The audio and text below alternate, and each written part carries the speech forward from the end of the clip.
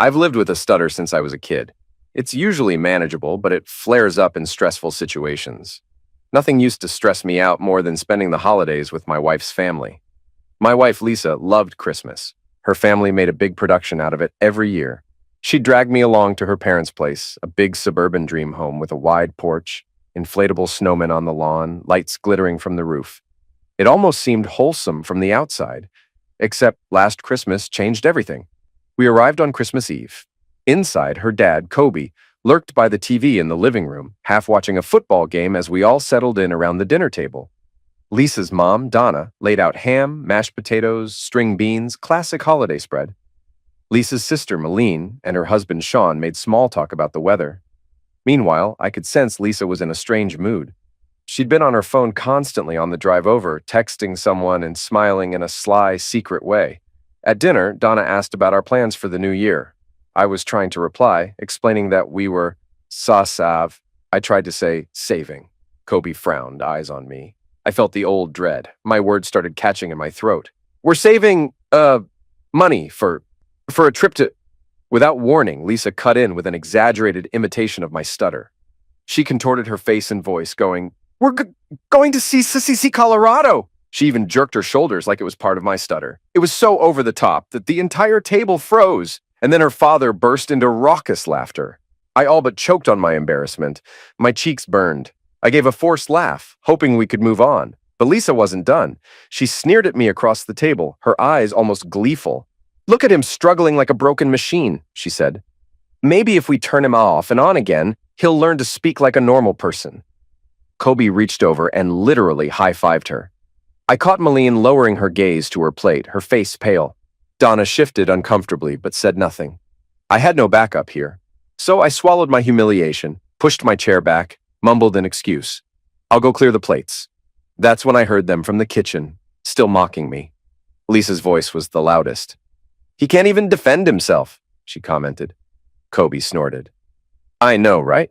By the time we drove home that night, I'd never felt so humiliated. The entire ride was silent. She was on her phone, texting, occasionally letting out these little smirks. I finally confronted her in our living room, voice trembling. What you did, that was so humiliating, I said. She rolled her eyes. It was just a joke, she answered. God, you were too sensitive. This is why people find it hard to be around you. You suck all the fun out of a room. I slept on the couch, mind churning. The word broken machine stuck in my head. Her laughter, Kobe's enjoyment. If I'd known then what was really going on, how deep her betrayal went, I might have cut my losses immediately, but it was only the beginning. By morning, Lisa hopped in the shower while her phone buzzed on the nightstand. A single notification changed my life forever. It was from her friend. OMG, that video of him stuttering at dinner was hilarious. Your dad's reaction stunned me. She recorded me, posted it somewhere. My heart pounded, but I forced myself to stay calm. She'd always been on social media a lot, but I never thought she'd mock me so publicly. When she left the apartment for groceries, I dug through our shared cloud storage. There it all was, a folder of videos capturing moments when I stumbled over words. She'd captioned them with things like hubby.x has stopped working, buffering, and error 404 speech not found. Worse were the comments her friends left, encouraging her, laughing at me as if I were a viral sideshow. Some of these clips had been filmed months earlier. I kept digging. There were also text messages between her and her father, ridiculing me, and texts with friends, calling me an embarrassment, or referencing times she told strangers I had a mental disability so they wouldn't ask why I talked that way. That stung, but it was about to get far worse. I discovered messages with a man named Cormac, who apparently worked with Lisa. The text went back 5 years, which meant their affair started 2 years before she and I even got married. I recognized the name from half-forgotten mentions. Lisa had once introduced him at our wedding as Dad's friend from a business partnership. They'd brazenly invited him to watch us exchange vows when he was the real object of her affection. And Kobe, dear father-in-law, had known about it and covered for them because he and Cormac shared big business deals. The texts were explicit. Cormac, wish you were here in my bed. So done with the facade. Lisa, I know, but we've kept him in the dark this long. Dad's on board, don't worry. Cormac, you think Stutter Boy suspects? Lisa, trust me, he's clueless. Stutter boy, my wife, my father-in-law, they'd orchestrated an entire life behind my back. Every time Lisa was working late or going out with friends, he was there. Kobe not only condoned it, but actively assisted. I felt physically sick.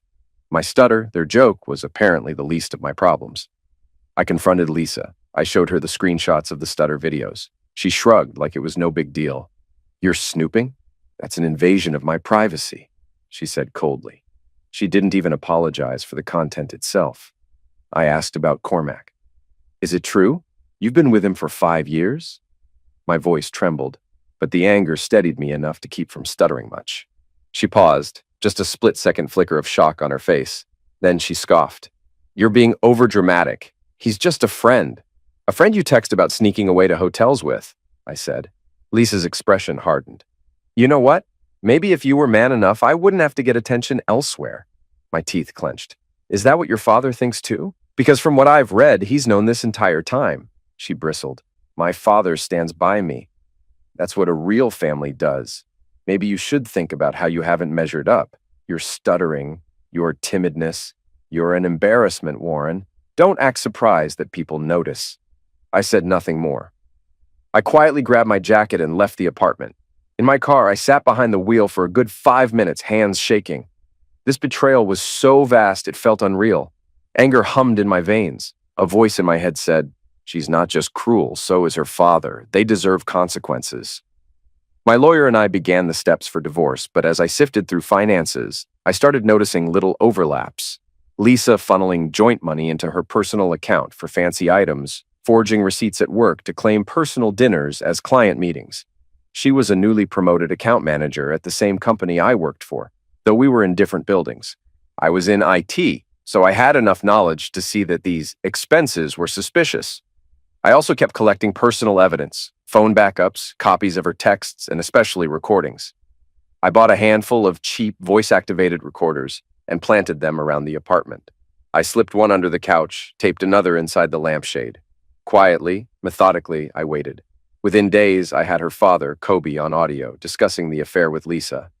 "Kobe, Cormac says he's worried your husband's suspecting something. That stuttering fool's not as dumb as we think." Lisa, laughing. "Dad, Warren isn't going to do anything. He'd sooner trip over his own words than confront me. We've got him exactly where we want him. Besides, with your connections, he can't really fight back." They also talked about business deals, about covering for Lisa if she needed an alibi, about how they didn't want to jeopardize the partnership with Cormac. I listened to hours of them spouting cruelty, confidently mocking me. In a calmer moment, I might have confronted them legally, let lawyers handle it. But I was done being the nice, stuttering pushover. I wanted more than a clean exit. I wanted them to feel fear, to understand that mocking me had a cost. My connection to a certain biker club named Red Vultures came through my old friend Patrick.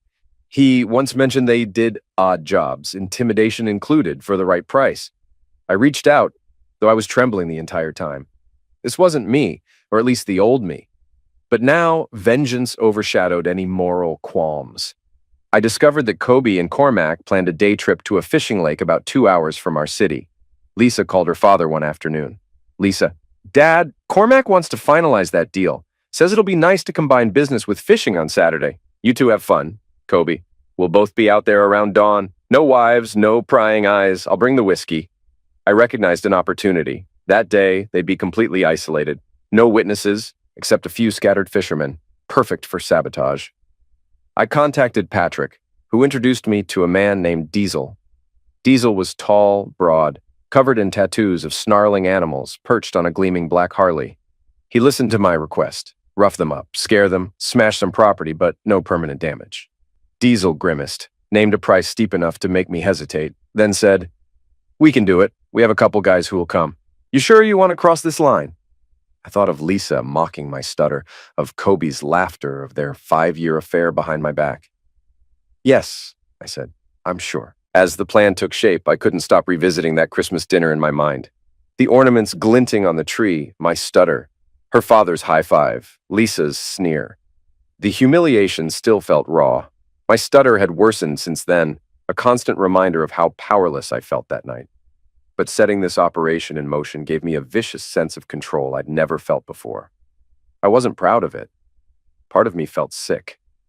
But another part whispered, they deserve it. Let them taste the dirt they shoved in your face. Let them see how broken you really are. Saturday morning arrived. I didn't go anywhere near that lake. Diesel told me not to. We'll handle it, he'd said. I'll come see you after. Got that? I agreed.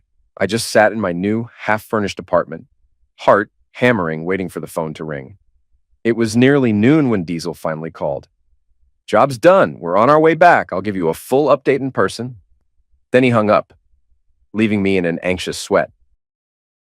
About an hour later, Diesel pulled up outside in a dark SUV, no bikes in sight. Another man hopped out too, a hulking figure with mirrored sunglasses. They sauntered into my living room. The air reeked of gasoline and sweat. I swallowed.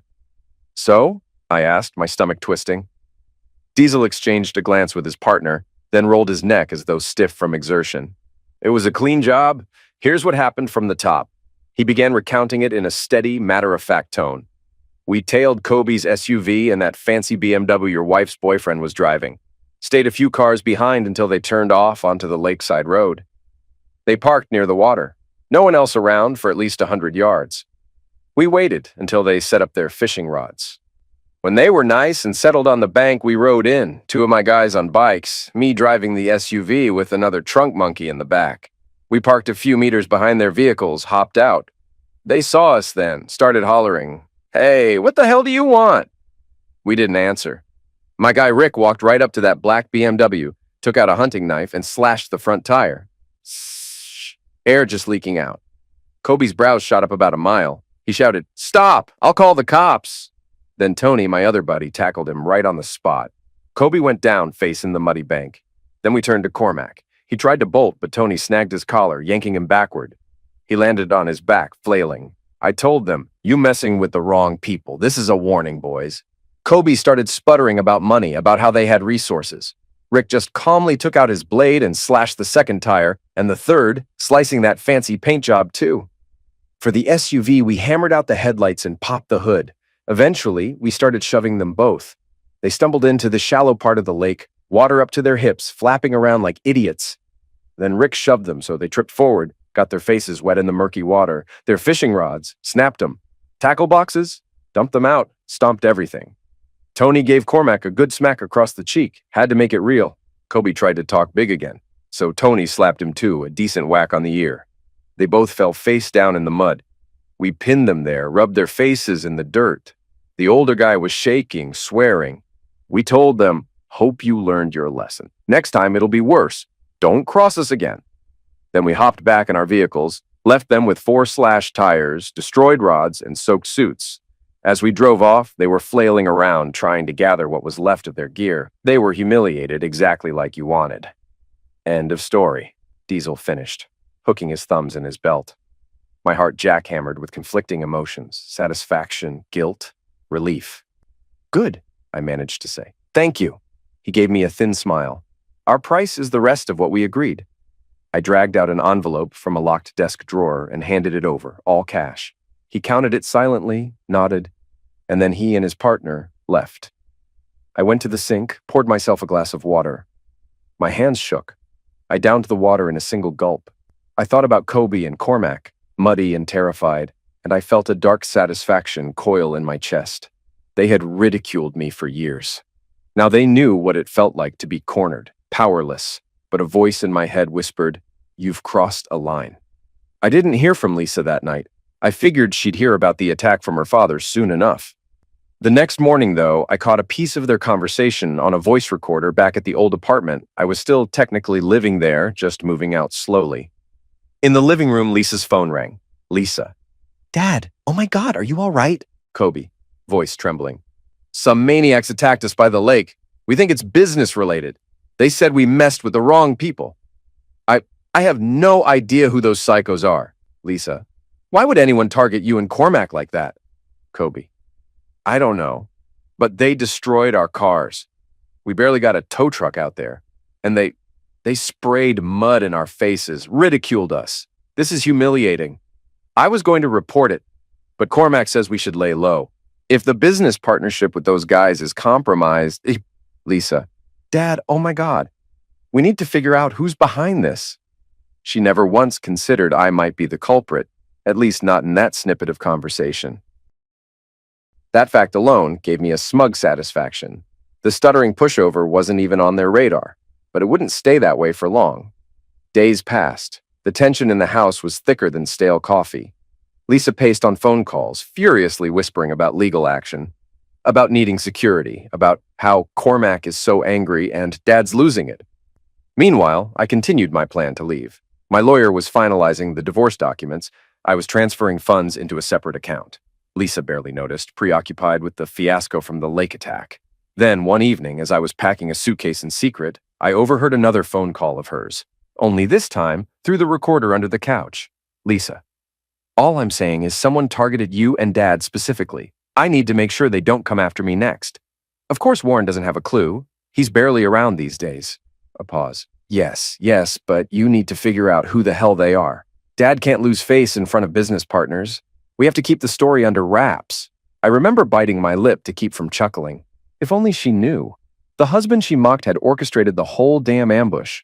My stutter had improved slightly that week, probably from the twisted sense of control I'd gained. As all this unfolded, I discovered something else. While rummaging through Lisa's father's text messages, accessed from Lisa's cloud backups, which also saved some of Kobe's data for reasons I never quite understood, I found proof that Kobe himself had a lover on the side. She was around 30, half his age, from what I could gather. The messages were lewd, full of "miss your body, baby," and "can't wait for next time." So her father, who had enabled Lisa's affair, was also cheating on his own wife, Donna. The entire family thrived on deceit. Fueled by my anger, I hired a private investigator who took photos of Kobe meeting this woman at a hotel in broad daylight. I had them emailed directly to Donna. The next day, I heard Lisa screaming at someone on the phone about Mom's meltdown, about how Dad ruined everything. Kobe had no idea who'd exposed him. He probably assumed it was a competitor or someone else from his business circle. Meanwhile, I was hawking the entire fiasco through secondhand glimpses, quietly packing my things. 3 weeks after the fisherman fiasco, Lisa announced she'd be leaving for a short business trip.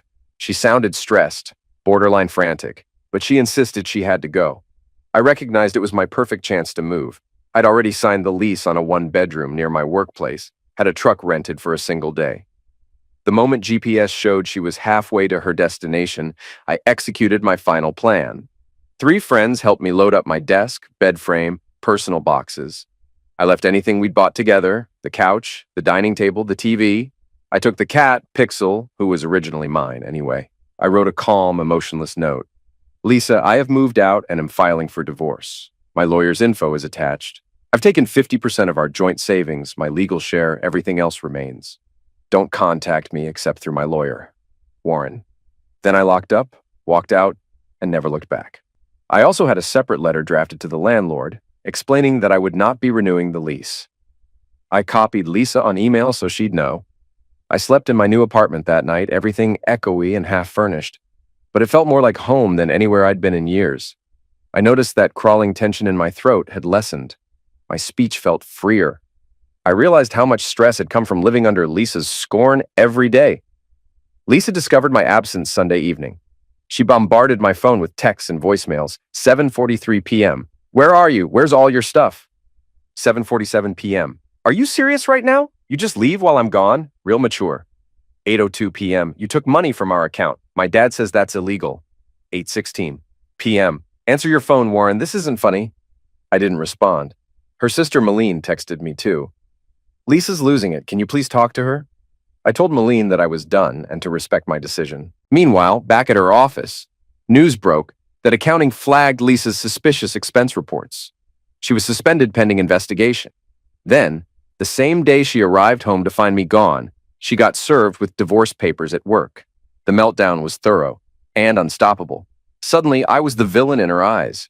She claimed I hacked her account, framed her for expense fraud.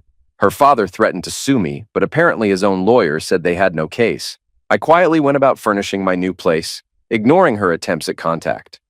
Over the next 6 months, Lisa's texts arrived in bursts.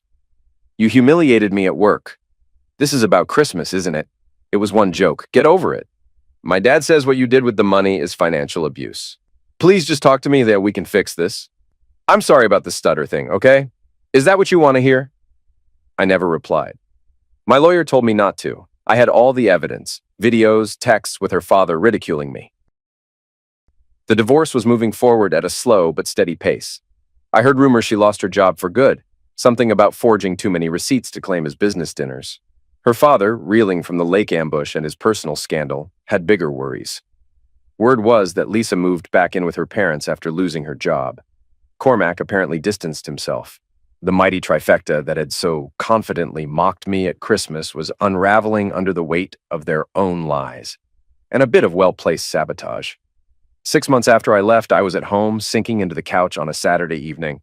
That's when I heard a frantic pounding on my door. I checked the peephole. Lisa, hair wild, mascara streaked, tears. The sight twisted my gut. I froze, not wanting to engage. She started shouting, "Warren, open up! I know you're in there. Please, I just want to talk."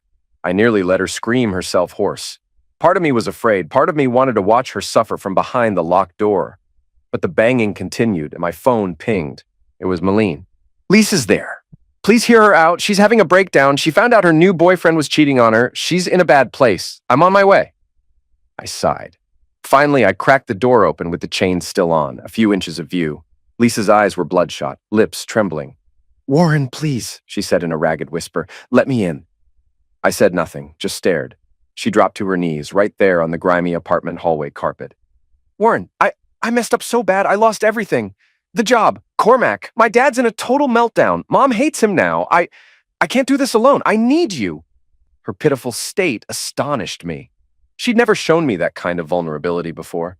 I stared down at the woman who once recorded me in secret, posted videos mocking my stutter. The coldness inside me felt justified. I unlatched the chain, but I didn't move aside. We just stood in my doorway, face to face. "What do you want from me?" I asked, my voice surprisingly steady. No stutter. She pressed her palms together as if praying. "I know I don't deserve forgiveness, but we were together 5 years. We were married 3. Please, can we just talk it out?" I narrowed my eyes. "Talk about what exactly? How you mocked me, cheated on me for years? Let your father degrade me for your own entertainment?" She started sobbing, deep, ugly sobs. "I know I was a terrible wife. I've been going to therapy, I swear. I realize how cruel I was. I lost track of what mattered. I can't do this anymore, Warren. I miss you. She paused, snot dripping from her nose, voice choked. "I really do, I swear." "All you miss is having someone to scapegoat," I said coldly. "We're done, Lisa. The divorce is nearly final. You only come crawling back because you've got no one else." She trembled, reached for my arm. I stepped away. That's when I heard heavy footsteps behind her. Kobe, her father, stormed up the hallway, eyes blazing. He wore a cheap leather jacket, bruises still faintly visible near his ear. Souvenirs from the fishing fiasco. He didn't even look at Lisa at first. He glared at me with unmasked rage. "You son of a... I know you're responsible for that attack at the lake," he snarled. "You think we're stupid? You managed to humiliate me, sabotage my business, turn my wife against me." "Kobe, don't," Lisa begged. "I just wanted to talk to him. This isn't about that." "Oh, it's about that," Kobe growled, stepping forward, chest puffed. He tried to shoulder past Lisa, lunging at me. I braced myself in the doorway, blocking him. My adrenaline spiked. "You want to come into my home?" I asked quietly. "You've got a lot of nerve." He pointed a finger in my face, practically spitting. "You ruined everything. People talk, you know. They say you somehow found out about the affair, about the expense fiasco, about my deals, and you orchestrated that attack. I ought to—" "Dad, stop!" Lisa cried. "You're not helping!" But he came at me again, trying to shove past the threshold. Anger flared in me, a savage pulse. I grabbed the front of his jacket, used his momentum, and shoved him back into the hallway. He stumbled into Lisa, who had to jump aside to avoid being knocked over. He glared, fists clenched as if ready for a fight. "Get out of here!" I said, my voice cutting through the tension. "I don't know what fantasy you've concocted, but if you dare put your hands on me again, I'll call the cops. You, your daughter. None of you belong here." Kobe tried to lunge once more. This time, I slapped him, a fast, loud crack across the cheek. The hallway echo rang in my ears. Lisa gasped, hand flying to her mouth. Kobe's eyes widened with shock. So did mine. I'd never struck anyone like that in my life. But there was no turning back. The satisfaction was terrible and immediate. He clutched his cheek, momentarily stunned. I seized the door, stared at him with all the hatred I'd built up over 5 years, and hissed, "If you ever come near me again, it'll be worse than a slap." Then I slammed it shut, flicked the deadbolt, and turned the chain. From the peephole, I watched him stand there, panting, face reddening. Lisa was on her knees again, tears streaming. He grabbed her elbow, yanked her upright. "We're leaving," he hissed. She stared at the door, sobbing my name, but he dragged her away down the corridor. Their muffled yelling receded into the distance. I pressed my back to the door, chest heaving, still trembling from the confrontation. My mind raced with everything that had happened. Lisa's betrayal, the videos, the father's complicity, the biker ambush, the heartbreak, that Christmas dinner. I realized I hadn't stuttered once. My voice had been perfectly steady under pressure. A bitter laugh escaped my lips. I half expected the father to try breaking in or pounding on my door again, but the hallway soon fell silent. Eventually, I sank onto my couch.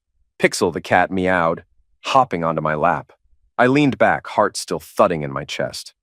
The sensation of finality washed over me, though I knew there was more legal red tape before the divorce was officially done. The father had wanted to keep me small and scared. The daughter had mocked me, called me a broken machine. But there I was, locking them out of my own home, having orchestrated their humiliation at the lake. Did it make me a villain? Possibly. But I felt no regret. I was done being their victim. Minutes later, I got a text from Malene. "Warren, I heard Dad tried to attack you. I'm so sorry. Lisa can't stop crying. This is all a mess. I just wanted to say I understand why you're doing what you're doing. If you need anything, I'm here." I didn't reply. I was drained, like all the fight had left me. In the last 6 months, I'd transformed from a stammering, humiliated husband to someone capable of hiring muscle to break a man's nose if I wanted. I'd used the same cunning Lisa had once ridiculed as non-existent. I no longer recognized myself, but for the first time in a long time, I felt powerful. The next day, I woke with a pounding head. The night before still hung over me. I made coffee, stood on the small balcony, and watched people head to work. My mind played it all again. Lisa crying, Kobe's rage, my slap. I held my phone, thought about calling the lawyer to report Kobe's break-in. I didn't. I shut the phone off. I needed quiet. The divorce was weeks away. Let him stew. Maybe my stutter would come back. But for now, I felt calm. The place was set up. My cat loved the windowsill. No more jabs at how I spoke, no more insults. I was free to live how I chose. I spent Sunday cleaning. My phone buzzed. Unknown numbers. I didn't answer. I ate a simple lunch, hung a poster. Pixel chased dust in the sun. The day felt still, like after a storm. They might try charges, but Kobe didn't want cops sniffing around. Lisa had no job now, no backup. Cormac was out. Even if they guessed what I did, there was no proof. I was safe. But deep down, I knew it was wrong. I set them up to feel shame, just like I had. Maybe that made me just as bad. But I didn't care. I'd been the victim too long. Now I was the villain. Maybe that's what it took to win. A few days later, my lawyer said the divorce was ready to sign. Lisa stopped fighting. Her job was in trouble. The money was gone. Kobe's mess topped it all. I thought there'd be one last fight. But it had passed. When they showed up at my door. Kobe's black eye said it all. Malene texted, "They're a mess. Dad's mad, but he's lost. Mom's leaving him. Lisa's in therapy. Just thought you'd want to know." I replied, "I hope you find peace." She hadn't helped me, but she hadn't hurt me either. And that was enough.